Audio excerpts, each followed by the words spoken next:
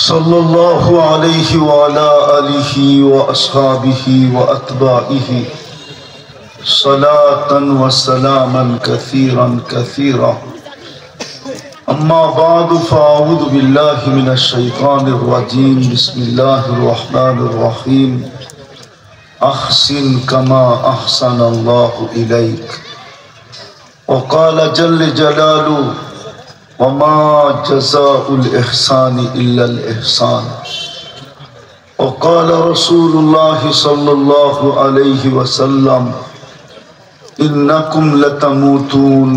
गुल হয়ে যেত গুল মাসে 1,04,95,000 টাকা বিল দিতে হতো শুধু মাসে আল্লাহকে। পানির দামে কিনলে পানির দামে 1 লিটার যদি এই পানির দামে কিনা হতো 30 টাকা দিয়া 550 লিটার অক্সিজেন নেওয়া হতো। মা বোনদেরকেও বলতেছি 550 লিটার পার হেড অক্সিজেন নেই। রঙে আছেন তো? সারাদিন 550 বার আল্লাহ বলে এক হুজুরও নাই এখানে। রাগ হয়ে গেলেন? 550 বার ডেলি আল্লাহ বলে না, কোন হুজুরও বলে না 550 বার। যদি কিডনি ডায়ালিসিসের বিল নিতেন ডেলি 3000 টাকা করে, তো পার ডে বিল দিতে হতো 1,08,000 টাকা। 36 বার কিডনি ডায়ালিসিস করেন কুদরত দিয়া, পার 40 মিনিটে একবার। বিশ্বাস হয় না? WHO তে সার্চ করেন এখন, বিশ্ব স্বাস্থ্য সংস্থায়, তারপরে যে জিজ্ঞাসা করেন যে ডেলি অটোমেটিকলি, ও কুদরত বুঝবে না, মানুষের শরীরে কিডনি কতবার ডায়ালিসিস হয়, ও বলবে 36 বার। আমারটাই বলবে আল্লাহ কুদরত দিয়ে ডায়ালিসিস করেন 36 বার। কয়বার আল্লাহ বলেন? 36 বারও তো আল্লাহ বলে না এই যুবকরা, মা বোনরাও তো বলে না। যদি শুধু কিডনির বিল নিতেন, 100 টাকা যদি নিতেন পার ডায়ালিসিস, 3600 টাকা ডেলি দিতে হতো। মাসে বিল হইতো 1,08,000 টাকা। মিলান এই তিনটার দাম। এই জন্যই আমার কথার ভঙ্গি যে আমি ডেলি আল্লাহর ভোগ করি কতটুকু, আর ডেলি আল্লাহর মানি কতটুকু। কতটুকু আল্লাহকে মানি, কতটুকু ভোগ করি, কতটুকু মানি। কুরআন তো বলে লা তুসআলুন্না আনিন নাঈম, প্রত্যেক নিয়ামতের হিসাব নিব। কালকে আমি মিলাবো তো মিলাবো কি করে? আল্লাহ যদি জিজ্ঞাসা করে কতদিন ছিলি, যদি বলেন 60 বছর, আল্লাহ যদি বলে পার ডে তুই শ্বাস প্রশ্বাস নিছস 1,60,000 বার, বল 60 বছরে কতবার নিছস? ক্যালকুলেটর কই পাবেন খুঁজা ওই দিন? ডেলি শ্বাস প্রশ্বাস নেই 1,60,000 বার। আমার হাতে সময় নাই, নাহলে এই পুরো বডি খুলে দেখানো যায়, পুরাটা খুলে দেখামু। তারপরেই তো কোরআন চিৎকার দিছে আফি আনফুসিকুম আফালা তুবসিরুন। তুই কি একটু চোখ উঠে দেখিস না? সারা দিন তোর উপরে আমি ব্যয় করি কতটুকু, একটু কি চোখ উঠে দেখিস না? খালি ভাব আর ভাব, অহংকার আর অহংকার। মনে উঠলো এক রাজার কথা। ইসলামিক জগতে, মুসলমান জগতে এক রাজার নাম ছিল ইয়াজিদ বিন মুহাল্লাব, মালিক ইবনে দিনার রহমতুল্লাহ আলাইহির জামানায়। বড় প্রতাপশালী ছিল। বাড়ির থেকে একদিন বাইর হইতেছিলেন, প্রতাপের সাথে অহংকারের সাথে মালিক ইবনে দিনার রহমতুল্লাহ আলাইহিকে চিনেন কি চিনেন না জানি না, চিনলেও শোনেন না চিনলেও শোনেন। তো উনি উঁচা জায়গায় তাকায় তাকায় দেখতেছিলেন, একটু বেকা চোখে দেখতেছিলেন। বেকা চোখ বুঝেন? তো বাদশার চোখে চোখ পড়ছে, তো ডাইকা জিজ্ঞাসা করছে, তুমি আমাকে চিনো? বলছে, তোর চেয়ে আমি তোকে ভালো চিনি। কিন্তু আগের যুগের লোকেরা প্রতাপশালী ছিল, বেয়াদব ছিল না। এখনকার জমানার মানুষ তো কিছু হইতে দেরি, প্রতাপের সাথে সাথে আদবও থাকে না, আদবও বিলুপ্ত হয়ে যায়। তো বাদশাকে জিজ্ঞাসা করতেছিল, বাদশাকে বলতেছিল, তোমার চেয়ে আমি তোমাকে ভালো চিনি। তো বাদশা বলছে, এটা কি করে হয়, তুমি আমার চেয়ে আমাকে ভালো চিনো? তো প্রমাণ চাও? বলে বলো। তো বাদশাকে বলতেছিল, আমা কানা আউয়ালুকা নুতফা, তোর শুরুটা একটা বীর্য ছিল না? তো বাদশা বলতেছে, বালা, অবশ্যই ছিল। বলছে, আখেরুকা জিফা, তুই মরে গেলে ফুলন্ত ফাটন্ত দুর্গন্ধময় একটা রাশে রূপান্তরিত হবি। যুক্তিসঙ্গত কথা। নামাজ দিছেন, আল্লাহ পড়মু কই? এত দামি জিনিস নামাজ, কোথায় পড়মু? যেই কোথাও পড়তে পারতাম, আল্লাহ বলে দিত যেই কোথাও পড়, বলেও তো দিছেন। তারপরে বলছে, পড়বি কোথায়? তাইলে আমার ঘরটাই নামায়া দিই, লয়া যা আমার ঘরটায়, আমার ঘরে পড়িস। মসজিদ কার ঘর? আপনাদের ঘর? কার ঘর মসজিদ? আল্লাহ নিজের ঘরটা দিয়ে দিল পড়ার জন্য। তারপরে তো 90% মসজিদে যায় না। হ্যাঁ, রাত হয়ে গেল, কার ঘরটা নামায় দিল? তারপরে তো 90% যায় না। শুধু ঘর নামাইলেন না, শুধু ঘর দিলেন না, আবার নিজে ডাকার দায়িত্ব নিলেন। যাই ঝামেলা অনেক থাকবে তো আমি ডেকে ডেকে নিয়ে আসবো। আমি আরে বলে না, বলে তো আপন জনকে তো এটাই বলে। ছেলেকে বলে, ঘুমা বেটা, সময় মতো আমি তোকে উঠায় নিয়ে যাবো। আল্লাহ ডাইকা ডাইকা আনতেছে। তারপরে তো 90% আসে না। কে ডাকে? কে ডাকে? ও পদস্থ দেখলে লুঙ্গি খুইলা যায়, আল্লাহর ডাকের কোনো দাম নাই। আমাদের অবস্থা তো হইলো, পদস্থ লোক দেখলে লুঙ্গি পর্যন্ত খুইলা যায় পদের ভারে, আর আল্লাহর মতো 99 পদের মালিক ডাকে। তারপর কানের উপর দিয়া মনে হয় যেন কি বলে, উকুন চললে যতটুকু টের পায় এতটুকু টের পায় না। কানে উকুন চললে যতটুকু টের পায় অতটুকু কারো শরীরের ভিতরে লাগে না। কে ডাকে? 99 পদের মালিক শুধু আল্লাহ ডাকে না, রহমান ডাকে, রহিম ডাকে, মালিক ডাকে, কুদ্দুস ডাকে, সালাম ডাকে, মুমিন ডাকে, মুহাইমিন ডাকে, আজিজ ডাকে, জব্বার ডাকে, মুতাকাব্বিরুল খালিকুল বারিকুল মুসাব্বিরুল গফফারুল কহ্হারুল ওয়াহ্হাবুর রাজ্জাকুল ফাত্তাহুল আলিমুল কাবিদুল বাসিতুল খাফিদুর রাফিউল মুইজ্জুল মুদিল্লুস সামিউল বাসীরুল হাকামুল আদলুল লতীফুল কবীরুল হালিমুল আযীমুল গফুরুশ শাকুরুল আলিয়ুল কবীরুল হাফিজুল মুকিতুল হাসিবুল জলিলুল করিমুল রকিবুল মুজিবুল ওয়াসি আল হাকিমুল ওয়াদুদুল মজিদুল বাঈসুশ শহীদুল হকুল ওয়াকিলুল কবিদুল মতিনুল ওয়ালিয়ুল হামিদুল মুসি আল মুবদি আল মুঈদ আল মুক্তি আল মুমিত আল হাইয়্যু আল কাইয়্যুম আল ওয়াজিদ আল মাজিদ আল ওয়াহিদ আল আহাদ আল সামাদ আল কাদির আল মুক্তাদির আল মুকদ্দম আল মুআক্কার আল আউয়াল ওয়াল আখির আল যাহির ওয়াল বাতিন আল ওয়ালি আল মুতাওয়ালি আল বারু আল তাওয়াব আল মুনতাকিম আল আফু আল রাউফ মালিক আল মুলক আল জালাল ওয়াল ইকরাম المقسط والجامع والغني والمغني المانع الضار النافع النور الهادي البديع والباقي الوارث والرشيد الصبور جل جلاله 99 পদের মালিক আল্লাহ। অথচ কানের ভিতরে উকুন চললে যতটুকু টের পায় এতটুকু পর্যন্ত গায়ে লাগে না। একের ভিতরেই তো 100 ছিল। সামনে আসতেছে রমজান, এক রমজানই তো জীবনের জন্য যথেষ্ট ছিল। 100% রমজানও নামাজ পড়ে না, 50%ও পড়ে না। উঠতে গেলে 30% পড়ে, নামাজই পড়ে না। এক রমজানই তো যথেষ্ট ছিল। এক রমজান 89 বৎসর 2 মাস। কত?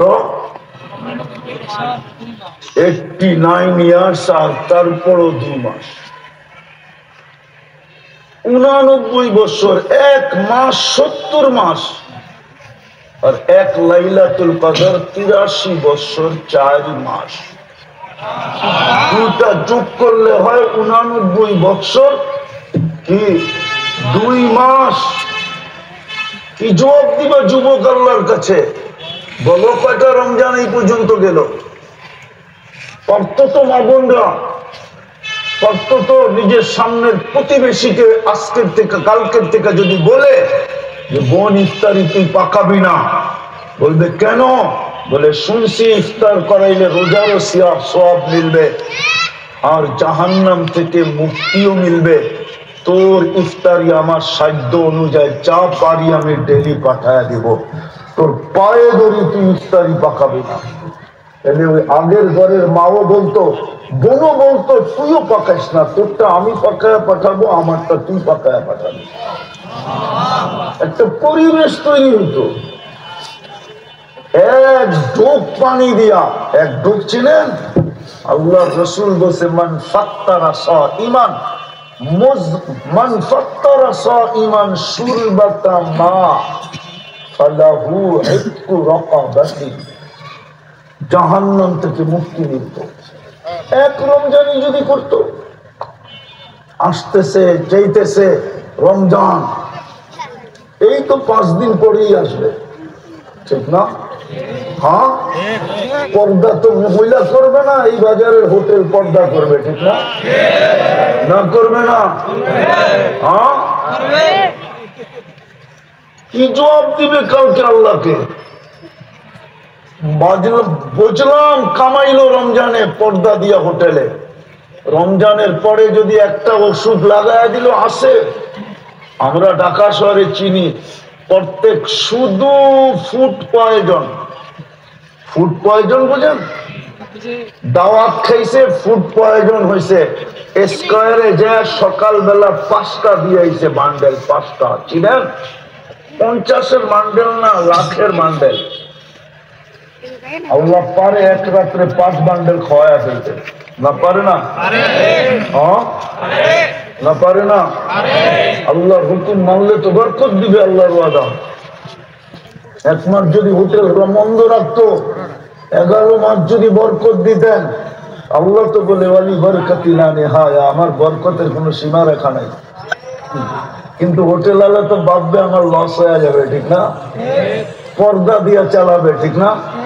হ্যাঁ, হায় হায়। এই জন্যই তো আলী রাদিয়াল্লাহু তাআলা আনহু বলেন রমজানের দিকে তাকাইলে আমার মন 100-তে 100 বলে যে আল্লাহ এই উম্মতকে শাস্তি দিতে চান না, না, না।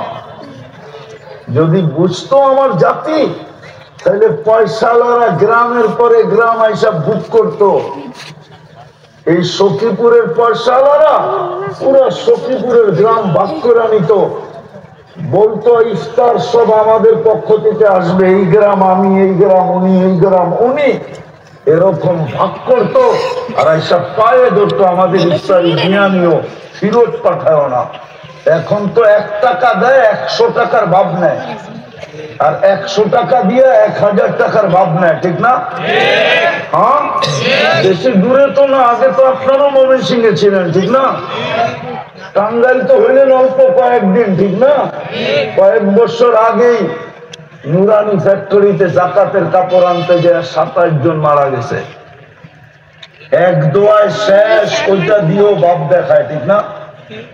জাকাতের কাপড় তো এক দোয়াই শেষ, ঠিক না? আবার কয় দোয়ায় দেওয়া যায় ডাকাতের কাপড়ে? আমরা তো ঢাকা শহরই বড় হয়েছি, চিনি তো কোন জায়গায় জাকাতের কাপড় বিক্রি হয়, কারা বিক্রি করে চিনি তো। এমন না যে চিনি না, এরকম না। আমি খালি হুজুর না, আমি ব্যবসায়ীও, আমি চিনি অনেককে, অনেককে চিনি। তো তো যেটা বুঝাইতে চেয়েছিলাম, তাহলে আমাদের দেশের পয়সাওয়ালারা গ্রামে আয়া গ্রাম বুক দিত, বুক, এই গ্রাম আমি নিলাম, এই গ্রাম আমি নিলাম, এই গ্রাম হয় নিল, এই গ্রাম হয় নিল, কাউকে ইফতারি পাকাইতে দিত না,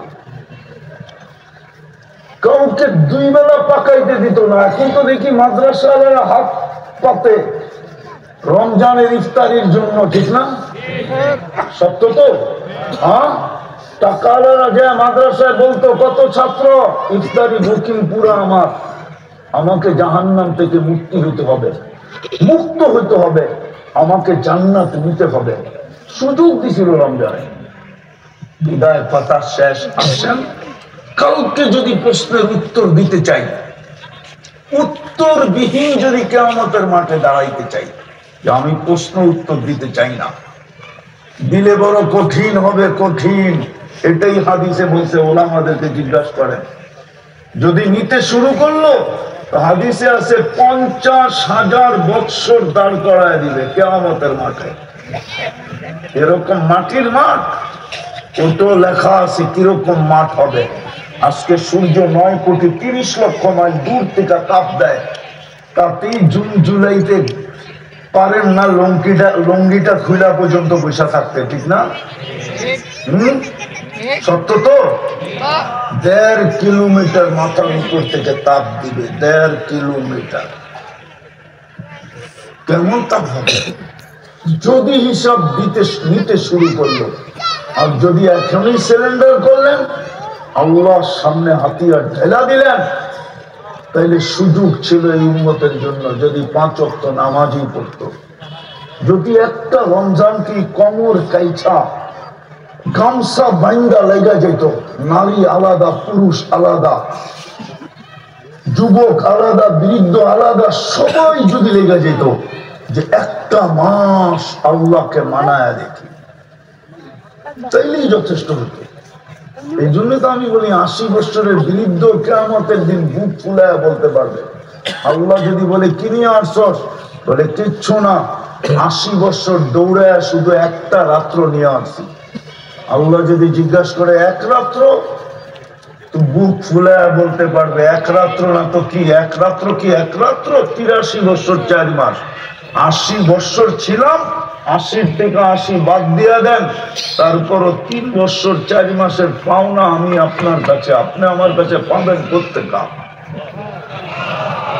এই জন্যই তো আমি বলি, এই উম্মত যদি বসতো তাহলে সকালে উঠে সেভ করতো না। এই উম্মতকে তো দাঁড়িয়ে দিয়েছিলেন জান্নাতে যাওয়ার জন্য। ওলামা মানবে কি মানবে না জানি না। আল্লাহ তো বলতেছে, ইন্নাল্লাহা লা ইস্তাহি বি শাইবাতিন শাইয়াবা ফিল ইসলাম। যেই উম্মতে মুহাম্মাদীকে আমি দাঁড়িয়ে দিলাম, আর ও একটা দাড়ি ইসলাম অবস্থায়, উম্মত অবস্থায় পাকায় আমার কাছে আসলো, ওর দাড়ি দেখে আমি লজ্জা পাওয়া যাব, শাস্তি দিব না। নাইলে জমানোর মুহাদ্দিস কি করে বলে, জিজ্ঞাসা করছে কিভাবে পার হইলা, বেশি কিছু না, দাড়ির হাদিস মনে উঠছে, ওইটাই শোনা যাচ্ছে যে দাড়ি নিয়ে আসছি, দাড়ি দেখা চলে গেছে, দাড়ি কাটে কি করে, যুবক শেভ করে কি করে, ও বউ পাওয়া যাবে না এই জন্য, ঠিক না? দাড়িওয়ালাকে বউ দিবে কে, ঠিক না? আমরা মনে হয় বিয়া সারাই আছি, হুজুররা মনে হয় বিয়া ছাড়াই থাকে। কি গো, বিয়া করে? আগেরটা বললাম না, আগেরটা বললাম না। আজকাল তো দেখি মা বোনরাও বলে ছেলেকে, তুই দাঁড়িয়ে রাখছ অল্প বয়সে, তোরে মেয়ে দিবে কে? মায়েরা পর্যন্ত ছেলেদেরকে বলে, লজ্জা করা উচিত। যে দাড়ি দিল জান্নাতে যাওয়ার জন্য, পুরুষকে সাজাইলো দাড়ি দিয়া, মহিলাকে সাজাইলেন লম্বা লম্বা চুল দিয়া। বিদায় আসেন, তওবা করি। করবেন তওবা? কে কে করবেন তওবা দেখি? তাহলে মনের থেকে বলেন, আল্লাহ অতীত থেকে তওবা করলাম, আপনি আমাদের তওবা কবুল করেন। আমান আজকের থেকে 3-4টা কাজ করতে পারবেন? ইসলাম নিয়ে আসেন, আমি লেখা দিব। আপনি মার পেটের থেকে যেরকম নিষ্পাপ আসছেন এরকম নিষ্পাপ কবরে যাবেন। ইসলামে লেখা দিব যদি আপনি অভ্যাস করতে পারেন। আজকের থেকে 2 বেলা তওবায় অভ্যস্ত হন। ঘুমানোর সময় তওবা করে ঘুমান। শুধু হাত দুটা উঠায় বলেন আল্লাহ তওবা করলাম, বাস। তারপরে ঘুমায় যান। কেননা সকালে উঠলে সকাল হবে, না উঠলে পরকাল হবে, এটা মনে রেখেন। সকালে উঠা তওবা করেন, এটা বলেন যে আল্লাহ তওবা করলাম, আল্লাহ তওবা করলাম। হইতে পারে সূর্য ডুবা আপনি নাও দেখতে পারেন, উঠা তো দেখছেন, ডুবা নাও দেখতে পারেন। দ্বিতীয় আজকের থেকে কোরআনটাকে নিয়ে একটা চুমা দেন, চুমা মহব্বতে চুমা দিয়ে রেখা দেন। কোরআন বিরুদ্ধে চলে গেলে সমস্ত চোখের পানি বেকার হয়ে যাবে। আল্লাহ রসুলের চোখের পানি পর্যন্ত বুখারী শরীফে আছে, আল্লাহ রসুল বলবে, কানতে কানতে বলবে ইল্লা হাবাসাহুল কোরআন, সবাইকে বাহির করে নিয়ে আসছি কিন্তু কোরআন যাদের বিরুদ্ধে চলে গেছে ওদেরকে আনতে পারি নাই। আপনি সারা বছরে কোরআনকে একবার চুমা দেন না, কোরআন আপনার পক্ষে থাকবে? কি বলেন? তাইলে ডেলি কোরআনটাকে একটা চুমা দেন, চুমা। পারবেন? পারবা যুবক, পারবা? পাক্কা? আর আজকের থেকে মসজিদটা ভরা দেন, ভরা দেন, ভরা দেন। তাহলে আমার এই চোখে দেখা আছে, এই চোখে বাড়িটা থাকবে না, মসজিদ থাকবে, আপনি থাকবেন, বাড়ি মাটির সাথে মিশা যাবে। যদি মসজিদের বদদোয়া কবুল হয়ে গেল, মসজিদ কিন্তু চিৎকার দিতেছে, কানতেছে, আধ্যাত্মিক শক্তি নাই, নাহলে লাউড স্পিকার দিয়ে কান্না শোনায় দিতাম। উনি বলবে মসজিদ কাঁদে কি করে, তাহলে প্রশ্ন করবো খেজুর গাছ কাঁদলো কি করে? যদি খেজুর গাছ কাঁদতে পারে তাহলে মসজিদ কেন কাঁদবে না? ওটা তো আল্লাহর ঘর। দেরি চিৎকার দিতেছে মুসল্লি কাহা হয়, মুসল্লি কই? জমিন চিৎকার দিতেছে নামাজি কই? ঘরে যায় নামাজ আছে, মুসল্লি নাই, মা বোনরা পর্যন্ত নামাজ পড়ে না। অথচ যদি জায়নামাজের সাথে সম্পর্ক গড়ার মতো গড়তো, তাহলে আমি তো একটা উদাহরণ দিয়া বলতেছি, শাহ জালাল যেরকম সুরমা পার হইছে জায়নামাজে বৈশা, আমার মা বোনরাও পুলসেরাত পার হইতো জায়নামাজে বৈশা। বাকি হুজুররা যদি না মানতে চায় কিতাব গাইটা নিয়ে আসে। শাহজালাল রহমতুল্লাহ যদি সুরমা পার হইতে পারে জায়নামাজে বৈশা, তাহলে আমার মা বোন কেন জায়নামাজে বৈশা পুলসেরাত পার হইতে পারবে না? যদি জায়নামাজের সাথে সম্পর্ক হতো। বিদায় আজকের থেকে পাক্কা ওয়াদা করেন নামাজ ছাড়বো না। কি বলো যুবক? একটা জাদু তো দেখাইলা, আর একটা জাদু দেখায় না। 5 তারিখে তো একটা জাদু তোমরা দেখায় দিলা দুনিয়াকে, মসজিদ বইরা দুনিয়াকে না, আরেকটা জাদু দুনিয়াকে তোমরা তাক লাগাইছো 5 তারিখে জাদু দেখায়া। আরেকটা তাক লাগায় দাও ফেরেশতাদেরকে, আরেকটা জাদু দেখায় মসজিদ বইরা তোমরা ইচ্ছা করলে পারবে মসজিদ ভরতে। আর তোমরা যদি মসজিদে যাওয়া শুরু করো, আমার বিশ্বাস বাকি উম্মত মসজিদে যাইতে বাধ্য বাধ্য বাধ্য। আমার বিশ্বাস কেউ নামাজি ছাড়া থাকবে না। তখন আর কোন দাড়ি পাকালাকে দেখা যাবে না মসজিদের পাশে চার দোকানে বসে চা খাইতেছে আর টেলিভিশন দেখতেছে, অথচ মসজিদের একামতের আওয়াজ তোর কানের ভিতরে ঢুকতেছে। যদি যুবকরা মসজিদ গড়া দেয়, পারবা? ফেরেশতা তাক লাগবে। আমি হাদিসে শব্দ দিতেছি, ইন্নাল্লাহা ইউবাহি বিল মালাইকা, ফেরেশতাদের উপরে তোমাদেরকে নিয়ে গৌরব করবে। পারবা মসজিদ ভরতে? কি বলো? না, সবগুলা উঠাইতেছে না। পাক্কা নামাও। আর এই রমজানটা পায়ে হাত দিয়ে বলি, যুবক, তুমি অতীত 11 মাস কি করলে আমার বিষয় না, পরের 11 মাস কি করবা এটা আমার বিষয় না। আমার বিষয় হলো তুমি এই রমজানটা একটা ঐতিহাসিক রমজান হিসাবে কাটায় দেখায় দাও। পারবা? এই রমজানকে আমরা কোমর বান্দা ঐতিহাসিক রমজান হিসাবে কাটায় দেখায় দিব। পারবো? আল্লাহ আমাদেরকে আমল করার তৌফিক দান করেন। ওয়া মা আলাইনা ইল্লাল বালাগ।